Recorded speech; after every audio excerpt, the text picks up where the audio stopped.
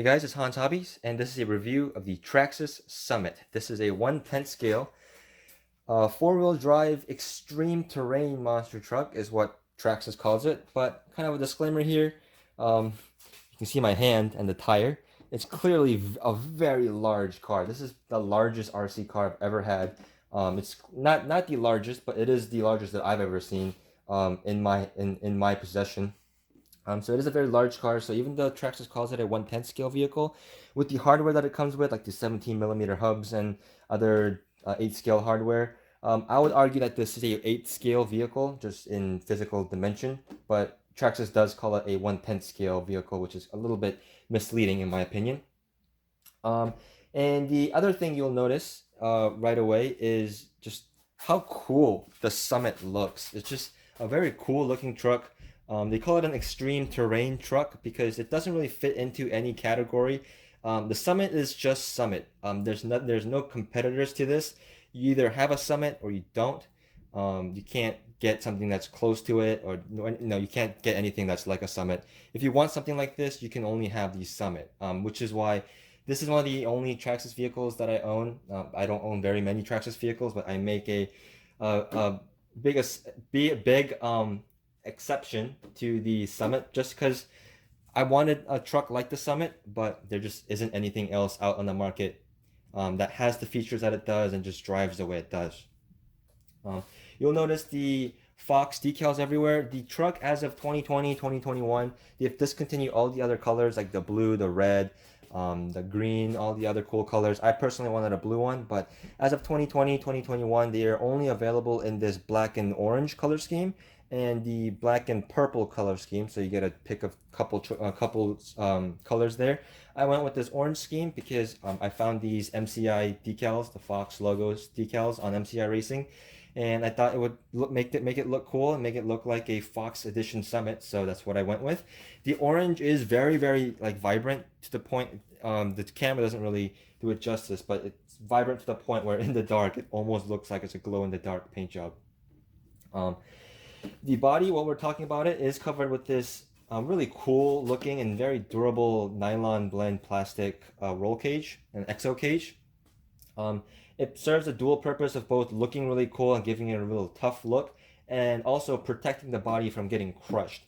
The Summit is a very large and very heavy vehicle. It probably weighs around 12 to 13 pounds, so it's a very heavy vehicle. So the roll cage is necessary to protect the body. But no one's really complaining about the roll cage because it does look cool, and the truck itself is so heavy, the added weight of the roll cage doesn't really make any difference. On the wheels, you see the beadlock rings on here. They are swappable with different colors, though the wheels are not beadlocks. These are just for show. The tires are actually glued to the wheel, and then the beadlock ring is just added onto the outside for show. This is the same as the Revo, like the natural car Revo wheels, just with the added beadlock. The tires, always speaking of them, they're very soft and they're very aggressive, and I really like these tires. They're soft enough to do the crawler kind of stuff, and then not so soft that they can't do the bashing monster truck stuff. So they're a very good all-around tire. The only thing I will mention is they are pretty thin, and the foams in them are really soft. So when this heavy truck turns in a high traction area, the tires will roll over all the way. You can kind of see over here, it'll roll over all the way to the point where the beadlock ring will actually contact the ground and chew it up. Also, that will also sometimes have a tendency to tear the sidewall a little bit because the tire is a bit thin. But otherwise, looking around the body, we see some fake winch detail on here. We see a fair lead there and a fake molded in winch in the body. The front has 4 LEDs in it, white LEDs right here, and 2 in the lamps. The 4 up top are not real LEDs, though you can't upgrade them to be real LEDs. And then in the back, we have 6 LEDs in the bumper. We have 3 on this side and 3 on that side. They glow red when you turn the truck on, and they look very cool. So the overall aesthetic of the Summit is very nice. And I also really like this detail, how the body clips go in sideways. I wish all cars, the body style permitting, would do it this way, because when you put the body clip in sideways, it means when you flip it over or crash into something, the body clips are less likely to fly off on their own. So that is something I appreciate a lot. But taking this really nice and pretty hefty and durable body off, we see the chassis in here, and there's a lot to go through for the chassis. Here we see the truck has a ridiculous amount of suspension travel and articulation. You can just see how much the truck moves up and down. So the suspension is very, very impressive, and it's more impressive seeing how it's able to do that with such small shocks relative to the rest of the truck. The shocks themselves are a pretty large bore, and they are full aluminum GTR shocks. They're very, very nice. They haven't leaked a single drop of oil. And they are fully threaded and adjustable, so that's very nice. The high range of motion from the suspension is thanks to these long travel rockers. They are designed in a way where even though the shocks are using this cantilever system, it will allow the suspension to have that huge range of motion. Over here, we also see 5 servos. 2 of these servos are the Traxxas 2075 servo. They're plastic gear servos, but they do work fine for the stock application, especially paired up like this. But these 3 mini servos are something I've had issues with. These are for shifting the 2-speed transmission, as well as locking the front and rear diffs. But these are the same mini servos that come on the Traxxas line of vehicles, and the plastic gears on these are very, very brittle and very, very weak. So if you bump these even slightly, the gears will get absolutely obliterated. So I would recommend you replace these with some sort of metal gear option. They even have metal gears available for these particular servos. So that's something I would look into. I stripped this one out just by trying to work on it. So these are very frustrating. I wish they would update these servos, but they just haven't. So that's something, unfortunately, we will have to do on our own. The motor it stands out very much. It is a Titan 775 motor, so it's a lot larger. The 550 size Titan motor is already a pretty large and long motor to begin with, but this is even longer and girthier. So very, very large, very powerful motor. It's not the fastest motor, but it has a lot of torque. It is the same type of motor you will see in like a DeWalt like drill motor, or just a drill, electric drill. And you can see it actually requires 2 sets of motor leads to power this one motor. So pretty powerful motor there. And then for the ESC, it is the EVX2 waterproof Traxxas ESC. This is the updated one as of 2020, 2021. So it does have a LiPo cutoff now. So that's very nice. And the receiver is housed here in the waterproof receiver case. The receiver itself is still not waterproof, which is a little bit behind the times, I think, for Traxxas. But their waterproof receiver box is good enough to the fact where they don't really have to update the receiver. So that's just something they haven't done. As for the drive shaft, the drive shafts are very, very thick. They're CV shaft style, like universal style drive shafts. And they have these rubber boots, dust boots to protect the joints. It has a pillow ball style suspension, and they're also protected with dust boots. So that looks very realistic, like a real truck. So that's pretty cool. The bumpers, like I mentioned, are very scale looking, but do function really well. So that's very good to see. They haven't broken or got damaged or anything like that. So that's nice. The batteries, it requires 2 2S batteries or 2 7-cell nickel metal hydride battery packs. Out of the box, it's set up to receive a 7-cell nickel metal pack, but they do include the spacers to fit a standard 2-cell LiPo in here. And it is just it just goes inside the chassis here, and the same on the other side. And there's a couple of vent holes here just for a little bit of cooling and ventilation. And underneath the chassis here, it has nice skid plates going along the entire chassis, and it hides and protects the center drive shafts and protects the diffs and everything like that. So really nice design, really nice looking truck. I really like the truck on the bench. The radio it comes with is this radio right here. It is the TQI Traxxas radio. So this is the one that can be upgraded with the Traxxas Link system, if you wish. The features of this, the ergonomics and everything are very good. The only thing I don't like is the steering wheel is a little bit far away from my thumb, so it's a bit hard to do some one-handed driving, which I like to do sometimes when I'm going on walks and stuff. But here we have the shifting, the switch for the shifting, and over here is the switch for the locking diffs, and then these are some of the adjustment switches there. The new Summits that are currently available as of the timing of this video is also comes with TSM, or Traxxas Stability Management, and that is controlled with this multi-function dial here. If you turn it up, it'll be very aggressive, and then if you turn it down, it'll turn it off. So you can kind of adjust how aggressive you want the stability management to be. Though the truck isn't very fast, so I don't really see the point of having it. I think it's just carryover from just having that receiver. But that is a lot of information, just because it has a lot of features. It's a pretty large truck. So while I catch my breath, let's go outside and see how this thing actually drives. So my first run with the Summit was in the snow, because I did get this for Christmas. And this is just the conditions that were available, and I just couldn't wait to try this thing out. But you can see from the large tires and the heavy weight and the soft compound of the tires, all of that combines into a truck that does pretty well. Even on a slippery surface, you can see it has enough power and traction actually to get small amounts of jumps going still. So that was pretty impressive. And even though it's slippery and it does slide around a lot, it doesn't slide around to the point where it's uncontrollable. The thing that was also absolutely amazing is you can see it just power through these stairs here with very minimal difficulty.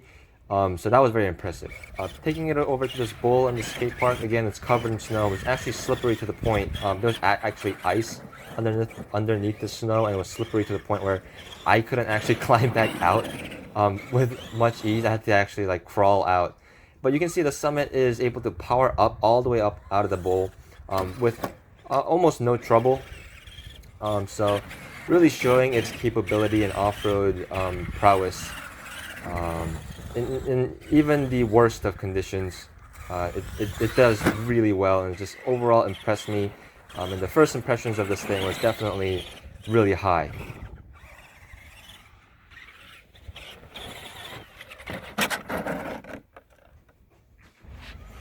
Here again, this time the diffs are locked, and I am showing a close-up view of it attempting to climb these stairs. It is very slippery and snowy from my multiple attempts, but you can see here it's able to power through the snowy stairs without much trouble, considering the conditions. So that was also very impressive.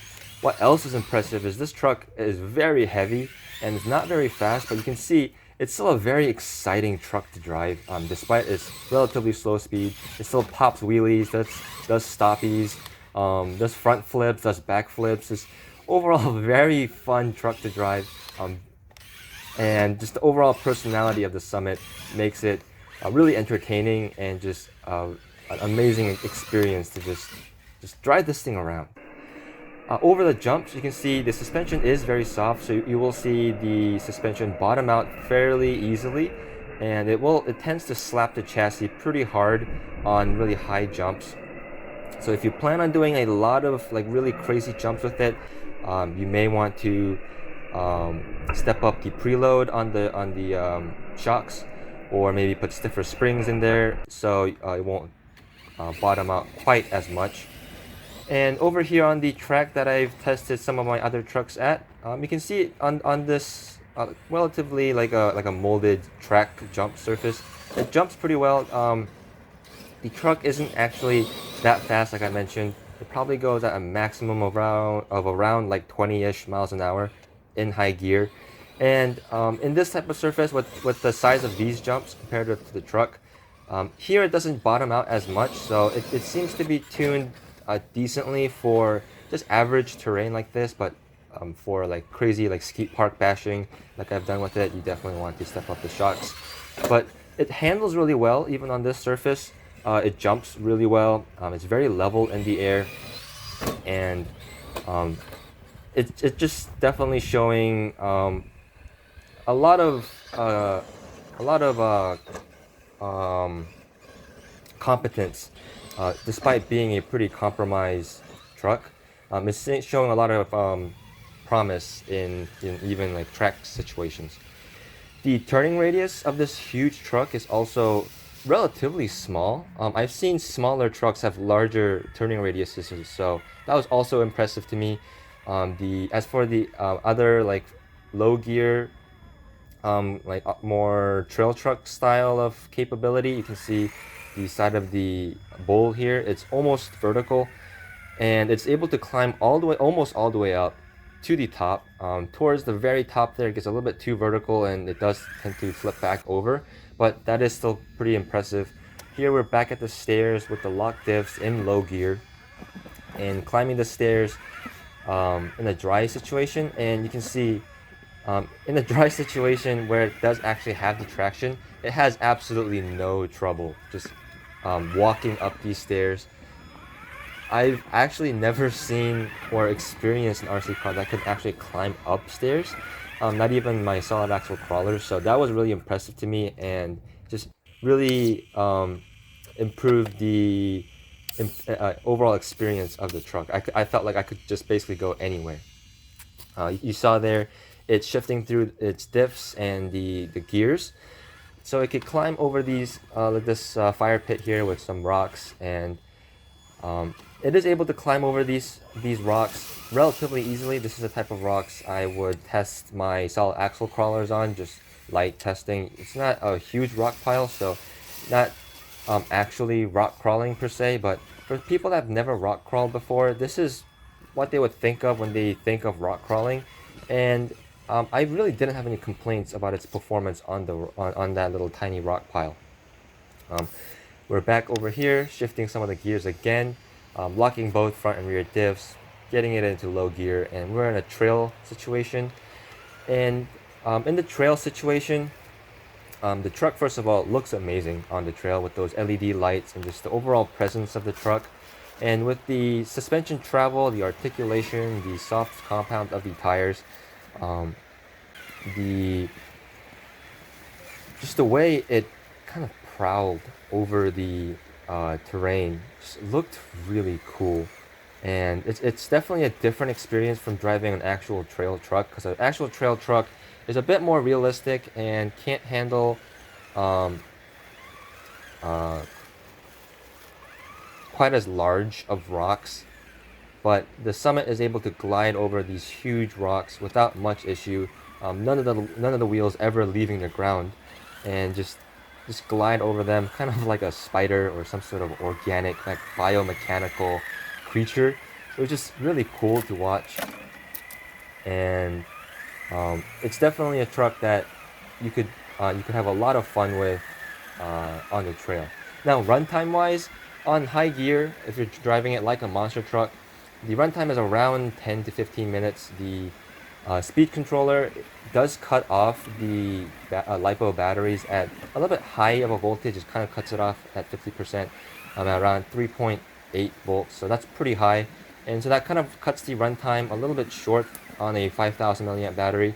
But on low gear in a crawling situation, naturally it will increase the battery life a lot more.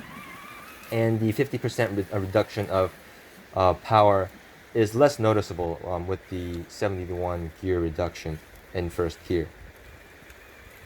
So I will actually shut up for a second and just kind of let you watch the truck do its thing on the trail.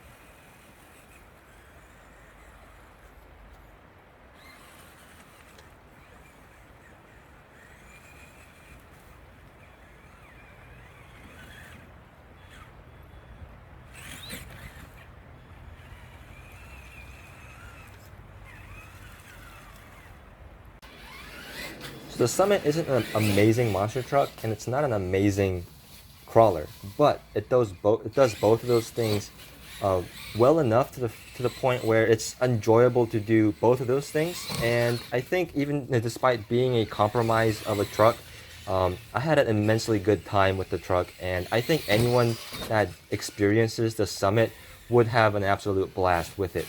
So with that said, if you're only able to have one truck, this might be the truck for you, because for around 400 something bucks that this thing is at now, you're able to go with your friends to go bashing, and then also go with your friends to go trail running or crawling, and just to be able to do that when one vehicle is just really good and will be a lot really appealing to a lot of people. The issues I had with the truck, I only had those some of those mini servos go out for the shifting, and I tore a couple of the tires a little bit. But I bashed this thing really hard at the skate park in near freezing temperatures, and I didn't have any other brake issues with it. I didn't have any other mechanical issues with it. The transmission stood up. Everything was great. So really durable, really amazing, really fun truck, and I can wholeheartedly recommend the Traxxas Summit. So if you guys enjoyed this video, please give me a like, subscribe, all that good YouTube shenanigans, and I will see you guys next time.